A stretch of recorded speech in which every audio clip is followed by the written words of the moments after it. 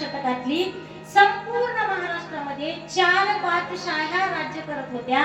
मग आदिलशाही आहे, त्यामध्ये कुतुबशाही आहे, निजामशाही आहे आणि मोगल आहे.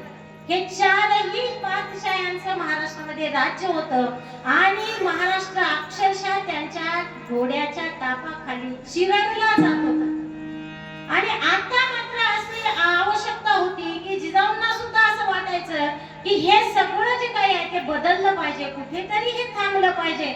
महाराष्ट्रामध्ये होणारे गरीब जनतेवरचे अन्याय आहेत ते कमी झाले पाहिजे, महिलांवर होणारे अत्याचार ते बंद झाले पाहिजे. आणि यासाठी मात्र काय करावं लागणार होतं की कुणीतरी आता युगपुरुष जन्माला यावा लागणार होता.